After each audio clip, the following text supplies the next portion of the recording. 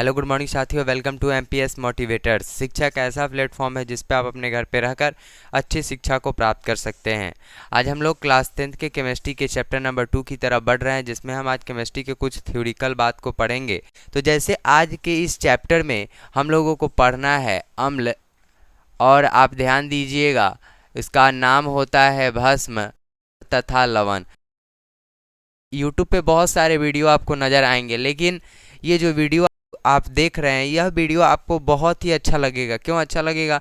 क्योंकि हम आपको हर टॉपिक को याद भी करवाएंगे और समझाएंगे भी बहुत अच्छे ढंग से। तो यदि आप मेरे चैनल पे नए होंगे तो चैनल को सब्सक्राइब करेंगे, वीडियो आपको अच्छा लग रहा होगा तो वीडियो को लाइक करेंगे, अपने दोस्तों के साथ शेयर जरूर करेंगे। आइए जरा देखते हैं अम्ल, भस्म तथा लवण को। तो सबसे पहले हम बारी बारी से जब हम चैप्टर को स्टार्ट करते हैं तो जो चैप्टर का नाम होता है पहले हम उस बच्चे को समझाने का प्रयास करते हैं कि चैप्टर क्या कह रहा है और इस चैप्टर के अंतर्गत हमें क्या क्या पढ़ने को मिलेगा। तो देखिए, जैसे ये चैप्टर है ना, चैप्टर में क्या क्या लिखा हुआ है, अम्ल लिखा हुआ है, भस्म लिखा हुआ है और लवण लिखा हुआ है। तो हम सबसे पहले अम्ल पर चलेंगे। अम्ल है क्या, पहले जितना अम्ल के बारे में है ना, पहले अम्ल के बारे में जान लेंगे। फिर भस्म के बारे में भी हम कुछ जान लेंगे कि क्या इसमें है क्या नहीं है, इसको भी हम जान लेंगे। और लवण के बारे में भी हम आपको बता देंगे कि लवण क्या होता है। तो जैसे आप बारी बारी से हम आपको इस वीडियो, आज इंट्रोडक्शन क्लास है तो आज हम आपको ज़्यादा नहीं बताने का प्रयास करेंगे, हम आपको केवल अम्ल, भस्म और लवण के बारे में बताएंगे।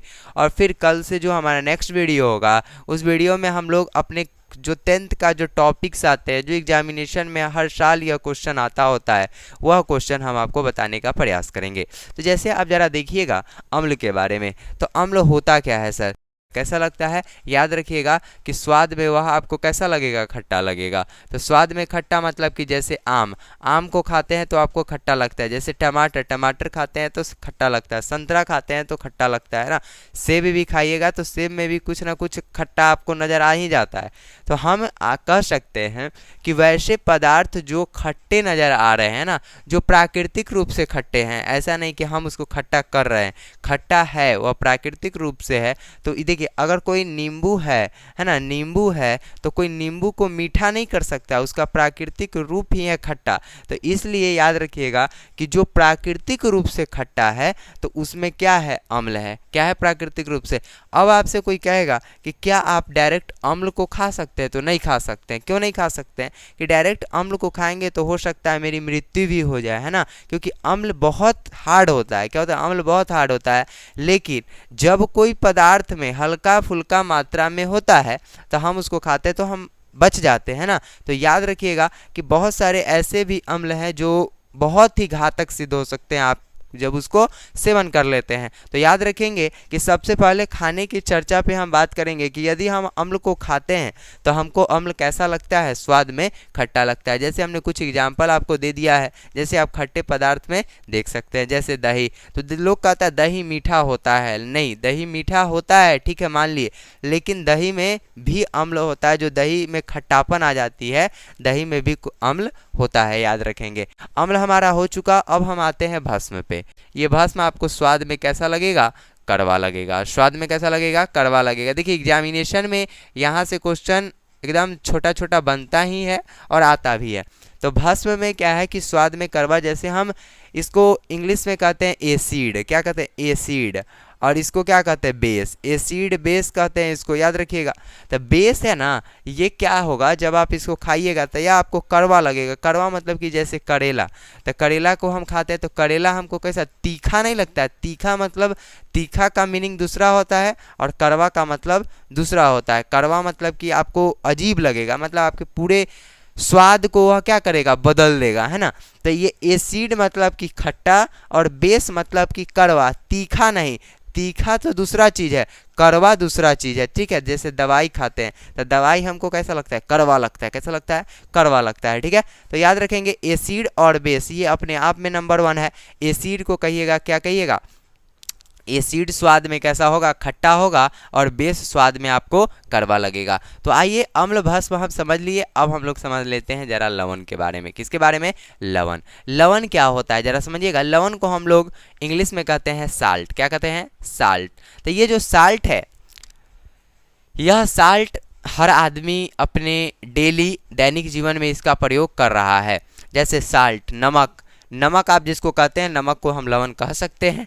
तो जैसे आप लवण का उपयोग जब करते हैं, आप नमक को खाते हैं, तो आपको नमक कैसा लगता है? खाने में नमकीन लगता है। कैसा लगता है? तो याद रखिएगा, स्वाद में यह कैसा लगेगा सर? स्वाद में नमकीन लगेगा। तो याद रखिएगा कि अम्ल स्वाद में खट्टा होता है, भस्म स्वाद में कड़वा होता है और लवण स्वाद में नमकीन होता है। ठीक है, अब चलिए यहाँ तक तो हम समझ गए। चैप्टर का जो हेडलाइंस है वह बताया जाएगा। कोई भी आपसे पूछे कि क्या आप पढ़े हैं, तो आप बताएंगे कि हमने अम्ल, भस्म तथा लवण को पढ़ा है। तो अम्ल क्या है? तो जब हम उसको खाते हैं तो खट्टा लगता है, भस्म को जब हम खाते हैं तो कड़वा लगता है और लवण को जब हम खाते हैं तो नमकीन लगता है। ठीक है, अब थोड़ा सा रिलेटेड इससे कुछ बात है।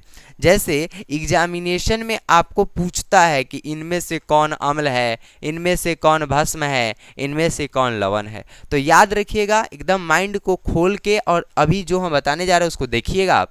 जैसे देखिए, अम्ल को चेक करना है। किसको चेक करना है? अम्ल को। तो याद रखिएगा, पहला लेटर एच। क्या याद रखिएगा? पहला लेटर एच। देखिए, मैं ये नहीं कह रहा हूं कि ये 100% ये ठीक होगा, लेकिन आपके एग्जाम में यह सही हो जाएगा। ठीक है, आपके एग्जाम में ये क्या हो जाएगा? सही हो जाएगा। पहला लेटर एच देखिएगा और एकदम मारिएगा कि अम्ल है। मेरे समझ से जितना भी हमने बिहार बोर्ड के पेपर को देखा है, तो बिहार बोर्ड के पेपर में पूछता है ना अम्ल के बारे में, तो उसमें पहला लेटर एच होता है। ठीक है, याद रखिएगा। अब ऐसा नहीं है कि अम्ल नहीं है, अम्ल हो सकता है तो लास्ट में भी एच लगा होगा, तो उससे नहीं समझना है, उससे लास्ट में भी एच रह सकता है, ऐसा नहीं है। लेकिन ऑलमोस्ट पहला लेटर एच देखिएगा और लगा दीजिएगा कि वह अम्ल है। ठीक है, अब देखिए, भस्म के लिए हम आपको बताते हैं ट्रिक क्या होता है। देखिए, भस्म के लिए लास्ट में आपको, है ना, लास्ट में आपको OH नजर आएगा। क्या नजर आएगा? OH। OH का मतलब होता है हाइड्रा ऑक्साइड। याद नहीं रखिए, जैसे देखिए OH मतलब कि हाइड्रा ऑक्साइड, मतलब कि हाइड्रोजन, हाइड्रा, ऑक्सीजन, ऑक्साइड दोनों मिला तो क्या बनाया? Hydra oxide. ठीक है, तो याद रखिएगा, लास्ट में यदि OH नजर आ जाए कहीं तो उसको आप भस्म कहिएगा, और यदि पहला लेटर H मिले तो अम्ल कहिएगा। हो सकता है लास्ट भी आपको H मिल सकता है, जैसे CH3COOH।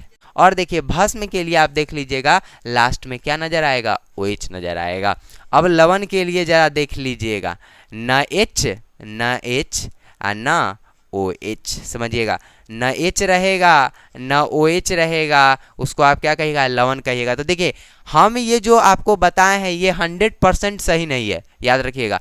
ये आप कह सकते, हो सकता है कहीं दूसरा मिल जाए तो आप कहिएगा कि सर आप बताइए ऐसा गलत हो गया। नहीं, जैसे बिहार बोर्ड के एग्जाम में ऑलमोस्ट क्वेश्चन, अगर आप इसको याद रखते हैं तो ऑलमोस्ट क्वेश्चन आपसे बन जाएगा। कोई दिक्कत? तो यहाँ पर आपको समझ में आ गया होगा। तो आज हम लोगों का इंट्रोडक्शन क्लास था, इससे हमने आपको 2 से 3 ऑब्जेक्टिव को क्लियर किया है। नेक्स्ट वीडियो में हम लोग इस टॉपिक से रिलेटेड आगे की पढ़ाई को आगे जारी रखेंगे। यदि आप मेरे चैनल पे नए होंगे तो चैनल को सब्सक्राइब करेंगे, वीडियो अच्छा लगे तो वीडियो को लाइक जरूर करेंगे।